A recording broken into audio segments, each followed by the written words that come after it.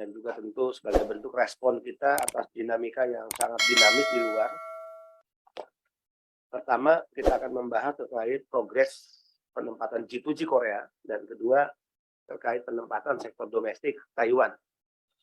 Sebagai pengantar saya sampaikan, kemarin saya dan jajaran BP2MI bertemu dengan atase ketenagakerjaan dari Kedutaan Besar Korea, didampingi oleh staf dari HRDK. Kemudian siangnya ya, kita bertemu dengan pihak Taiwan, dalam hal ini TETO. Ya. Kita membicarakan beberapa isu yang juga penting terkait penempatan sektor domestik. Nah, izin Pak Norman, mungkin kita akan memulai dengan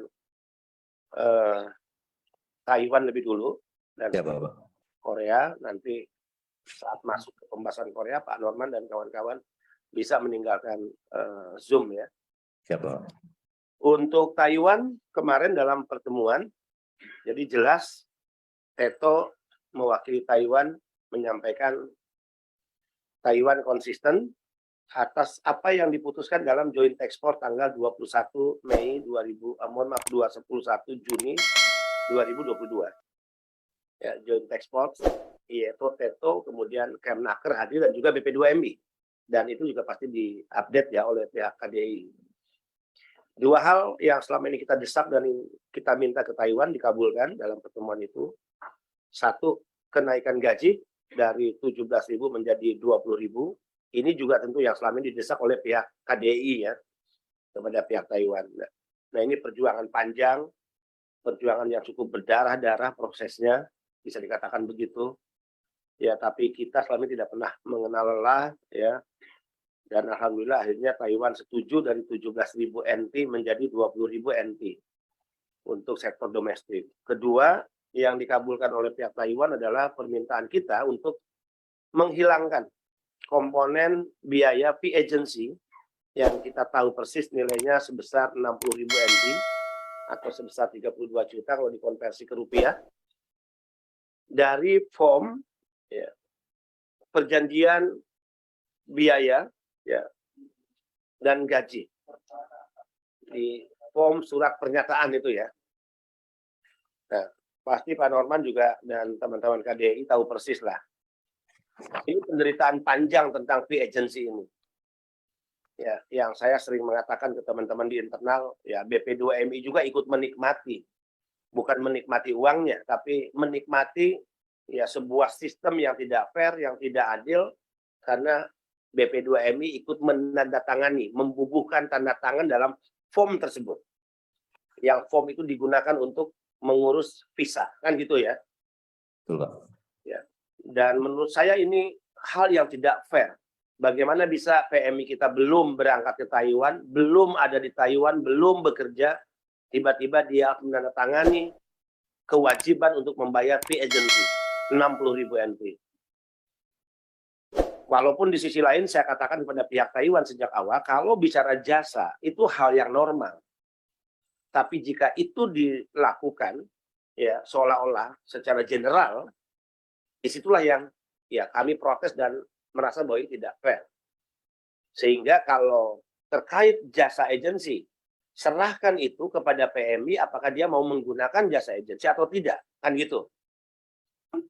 Tidak boleh menjadi sebuah ketentuan yang lebih cenderung dipaksakan ya, dan jika tidak menandatangani surat perjanjian tersebut di mana ada komponen fee agency, maka PMI tidak bisa mengurus visa, kan gitu. Betul, Pak. Nah, alhamdulillah akhirnya Taiwan setuju untuk mengeluarkan, dan dia sudah mengirim ke kami form baru ya, form baru yang dalam form itu jelas-jelas dihilangkan komponen biaya fee agency-nya. Kenapa dua hal ini membutuhkan perjuangan panjang yang berdarah-darah? Saya memberikan testimoni ini. 14 kali pertemuan kami dengan TETO. Jelas kok, mereka tidak mau Perban 09/2020 tentang pembebasan biaya penempatan diberlakukan. Bahkan di Taiwan sendiri Pak Norman menyaksikan bagaimana ada mobilisasi demonstrasi, kan gitu. Betul, Pak. Mereka yang demo juga hasil kajian Pak Norma itu tidak representatif mewakili para agensi atau para pengguna kan gitu. Siap. Tapi itu bagian dari sebuah situasi dan iklim yang memang politis ya. Politis yang diciptakan untuk bagaimana Perban 09 ini tidak diberlakukan.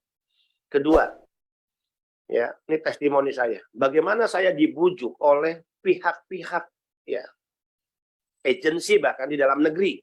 Mohon maaf. Agar Perban tersebut tidak diberlakukan. Ini tantangannya luar biasa. Bahkan mereka menggunakan relasi-relasi di kementerian lembaga agar kementerian lembaga tersebut bisa dipengaruhi yang kemudian bisa melakukan tekanan politik kepada BP2M. Saya jalan, ya, saya tabrak semua. Ya. Dan bahkan dari 14 kali pertemuan saya dengan Teto, ini banyak saksi nih, Pak Depril saksi. Saya pernah diminta 4 mata bertemu dalam satu kamar di sebuah hotel di Jakarta. Ya.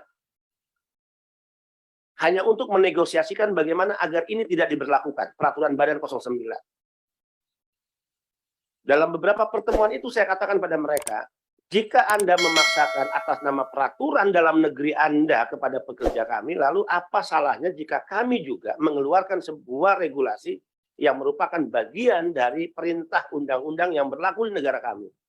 Yaitu Perbadan tentang 09 itu kan perintah undang-undang pasal 30 ayat 1.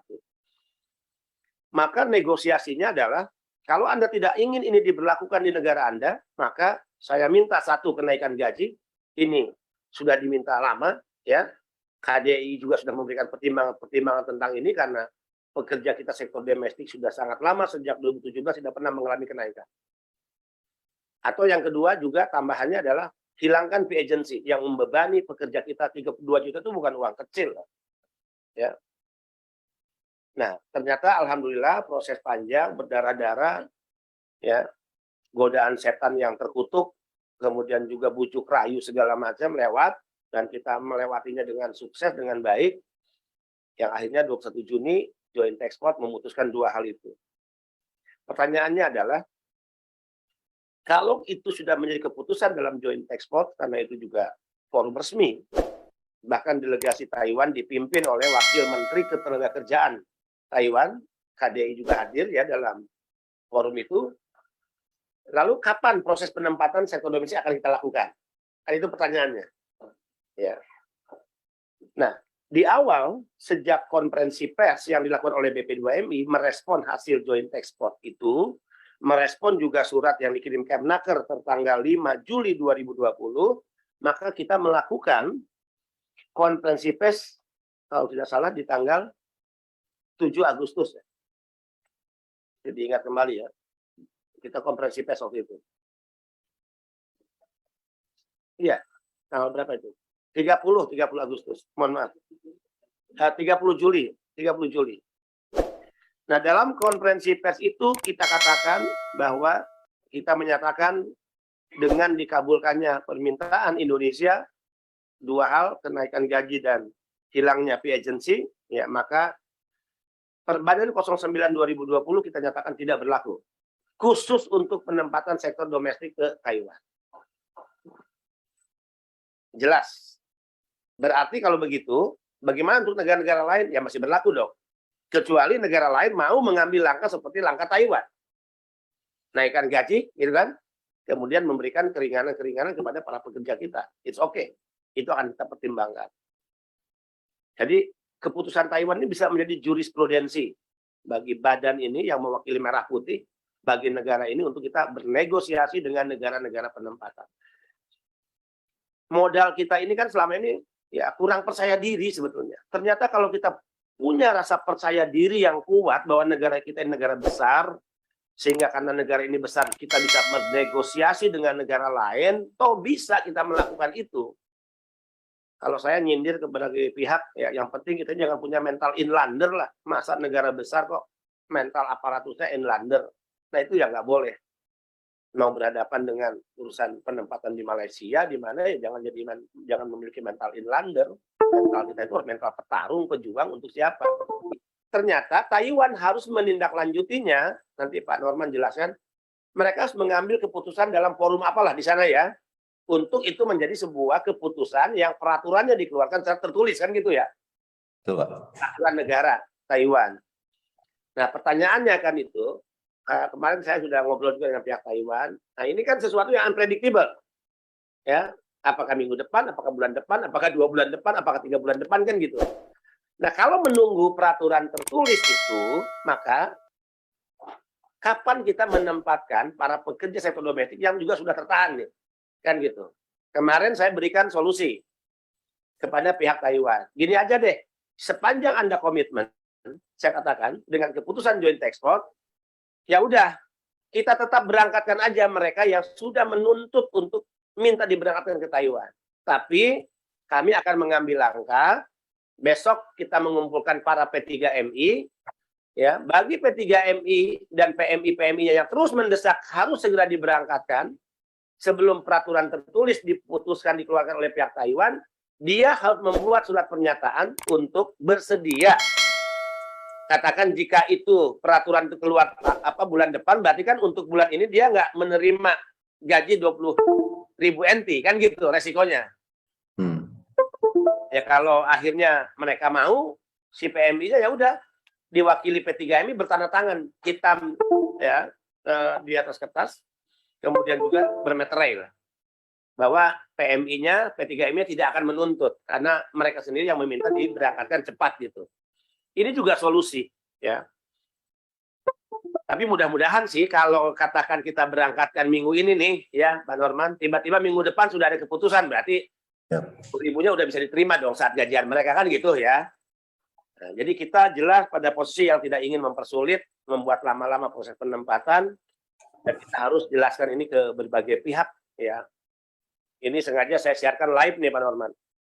Seperti kebiasaan kita ingin membangun sebuah tradisi baru bahwa ya bernegara ini harus terbuka. Tidak ada bernegara yang harus menutup-nutupi apa yang dikerjakan oleh institusi negara, institusi pemerintah. Harus terbuka karena negara, pemerintah dibiayai oleh uang rakyat, uang negara yang sesen pun uang negara yang digunakan oleh institusi negara yang dipertanggungjawabkan kepada publik. Itu nggak boleh ada urusan-urusan yang kemudian kita tertutup atau bahkan menutup-nutupi lah. Ini nggak boleh. Nah, ini untuk Taiwan clear, sehingga kita sudah menyusun cost structure-nya nih Pak Norman. Ya, cost structure-nya sudah kita susun. Ya. Pertanyaannya adalah dengan Perbadan 09/2020 khusus untuk domestik ke Taiwan tidak diberlakukan, maka otomatis turunan dari Perban, keputusan Kepala Badan tentang cost structure yang sudah kami buat untuk sektor domestik Taiwan, otomatis itu dicabut dengan keputusan Kepala Badan. Nah, kalau itu dicabut, maka cost structure mana yang menjadi rujukan? Maka yang menjadi rujukan adalah cost structure dengan komponen yang lama. Nah, yang lama itu yang berlaku selama ini, Pak Norman, sebelum Perbadan keluar ya. Ya. Nah, pertanyaannya, bukankah cost structure yang digunakan sebelumnya Perbadan lama adalah cost structure yang keputusannya dikeluarkan oleh Kementerian Ketenagakerjaan? Kayak gitu ya. Tentu jika itu keseluruhannya dijadikan sebagai dasar hukum, itu tidak bisa. Karena Undang-Undang 18 2017 mandatorinya cost structure harus dibuat oleh Badan Pelindungan Pekerja Migran Indonesia. Nah, artinya dengan pencabutan KEPK turunan dari Perbadan 09/2020, maka kita akan mengganti ya dengan KEPK tentang cost structure yang tetap dikeluarkan oleh Badan Pelindungan Pekerja Migran Indonesia yang komponennya mengacu kepada komponen yang dulu dikeluarkan oleh Kementerian Ketenagakerjaan Republik Indonesia. Kecuali menyesuaikan beberapa hal, misalnya ya tiket pesawat. Ya, tidak mungkin lah yang 3 tahun lalu harga tiketnya akan sama dengan yang sekarang. Gitu ya. Ya. Paling dia ada selisih sedikit ya gitu. Nah, tapi kan semua ini juga bukan maunya BP2MI. Itu terkonfirmasi rujukannya ya atas dasar tentu harga di lapangan. Dan juga ada hal-hal lain apalagi ya selain tiket pesawat itu. SKCK misalnya ya. Nah, SKCK itu kan dulu tidak ada SKCK. Tidak ada dalam komponen. Nah, sekarang harus kita masukkan karena Taiwan sendiri yang meminta SKCK kan gitu. Ya. Ya. Kemudian apalagi nih? Nah, komponen yang lama hampir sama semua seperti yang dulu dikeluarkan keputusannya oleh Direktur Jenderal Pembinaan Penempatan Tenaga Kerja, Departemen Tenaga Kerja dan Transmigrasi. Jadi artinya kembali ke yang lama, mana yang menjadi beban pekerja migran Indonesia, ya beban pekerja migran Indonesia, mana yang menjadi beban pemberi kerja adalah beban pemberi kerja. Itu Pak Norman. Ya, Pak. Kita udah menang dan diuntungkan atas dua hal. Di situ ya, yaitu terkait gaji yang naik.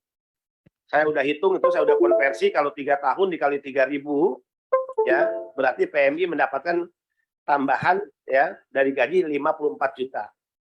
Itu kemudian biaya penempatan udah hilang sebesar 32 juta ya. 54 juta ditambah 32 juta berarti 86 juta kan gitu ya. Keuntungan PMI 86 juta itu jauh dengan jika kita kembali kepada yang lama di mana PMI hanya dibebani ya sekitar 20 jutaan ya.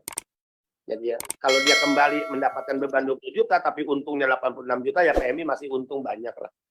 Ya. Hari besok kami mengundang para P3MI khusus yang selama ini sebagai pelaku penempatan ya pekerja migran ke Taiwan. Di sana kami akan sosialisasikan tentang kontraktor Taiwan sebagaimana penjelasan tadi. Kemudian kita akan sampaikan kapan leges ya kita akan mulai ya. Ya tentu secepatnya lah. Kalau besok kita sepakat minggu ini juga. Kalau besok sepakat minggu depan dimulai hari Senin misalnya ya. Kita mulai minggu depan. Kita undang besok ada sekitar 32 P3MI, 32 sampai 36 PMI yang selama ini fokus penempatan ke Taiwan. Hari ini ya kita akan saya mengutus penempatan Asia Afrika non pemerintah untuk bertemu dengan Naker. Ya, sifatnya hanya forum konsultatif menyampaikan kepada Naker ini loh kontraktor. Supaya nanti jangan digoreng lagi, kita udah kembali ke kontraktor lama, sekalipun ada penyesuaian hanya kecil aja karena sesuai fakta lapangan, nanti digoreng lagi seolah-olah kita tidak melakukan perubahan apapun. Ya. Jangan-jangan ada kontraktor yang beredar gelap di luar ya yang tidak sesuai dengan kontraktor resmi yang dikeluarkan oleh BP2MI. Nah, hal-hal begini kan penting nih. Demikian Pak Norman, saya minta masukan dari Pak Norman terkait langkah-langkah yang segera akan kita ambil, kita putuskan ya. Oke, ya Pak Norman. Ya, siapa? Mohon izin Pak Kepala Badan. Hari ini saya sudah dapat masukan resmi hari ini. Iya, betul Pak. Jadi ternyata Moel sudah mengumumkan tentang kenaikan gaji 17.000 menjadi 20.000 NT. Ya. Oke. Ya. Oke, jadi tidak ada pertimbangan lain lagi ya. Ya. Besok kita undang P3MI, kita putuskan tentang kontraktor dan kita putuskan tentang dimulainya leges untuk penempatan Taiwan. Silakan sampai kesempatan Pak Norman. Ya, mungkin ada informasi yang terbaru dan bagaimana kesiapan juga KDI terkait keputusan MOL ya dan juga rencana penempatan kembali pekerja sektor domestik kita ya yang akan dimulai legesnya ya insya Allah minggu ini atau di hari Senin awal minggu depan. Silakan Pak Norman. Siapa Badan, mohon izin. Assalamualaikum warahmatullahi wabarakatuh. Yang saya hormati Bapak Kepala Badan, Bapak Deputi, Bapak Ibu Direktur, Bapak Ibu semua yang hadir dalam rapat pada siang hari ini. Mohon izin menyampaikan Bapak Kepala Badan, Bapak Ibu sekalian bahwa barusan kami juga menerima press release dari MOL terkait dengan kenaikan gaji sektor informal dari 17.000 menjadi 20.000. Sebenarnya kami menerima informasi kemarin itu ada informasi ke kami bahwa kemungkinan akan diumumkan hari ini untuk kenaikan gaji dimaksud.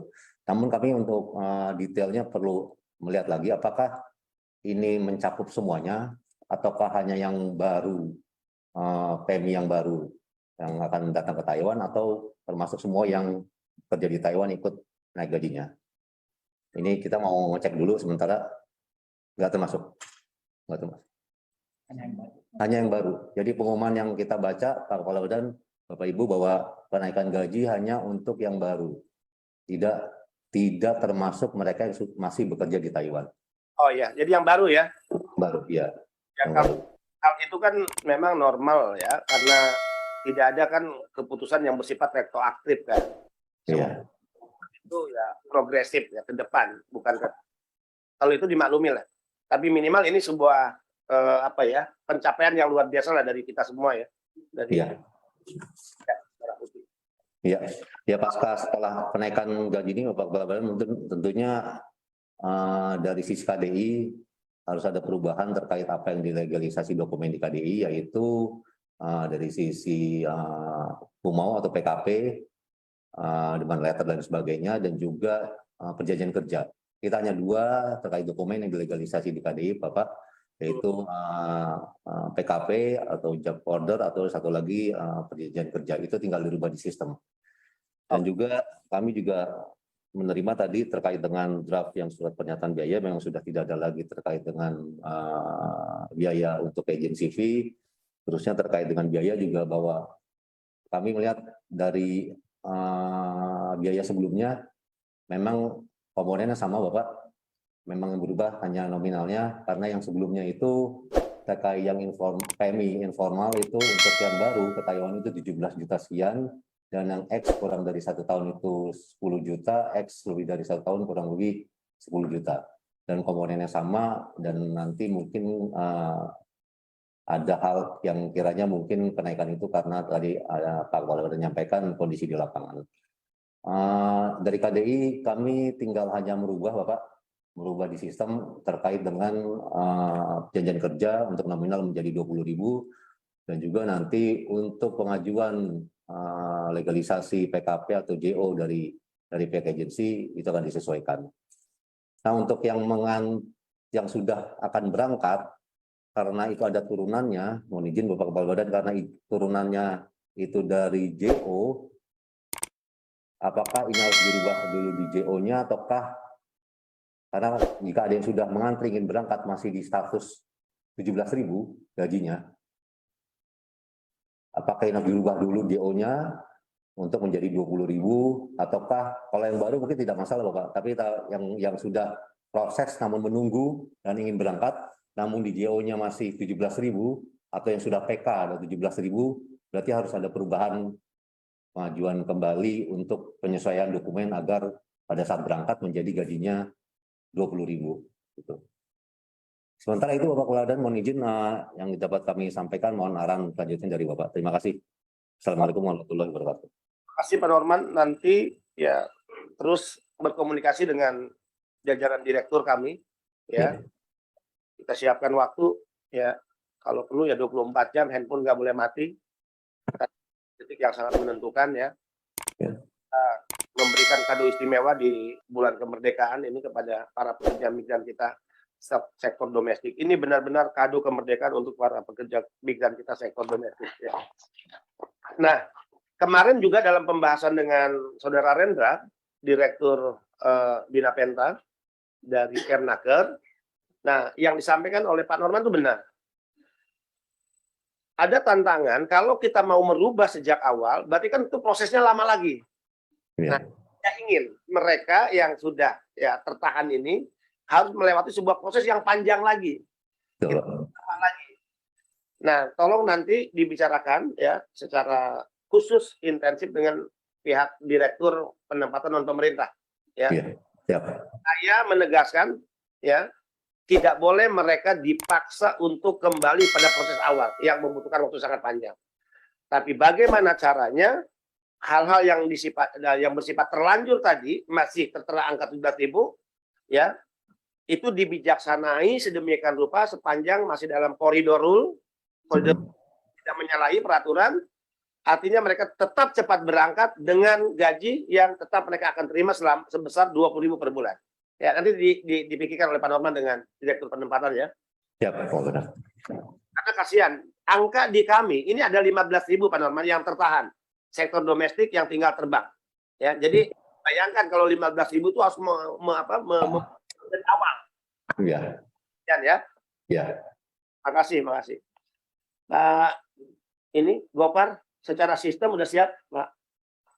Secara sistem.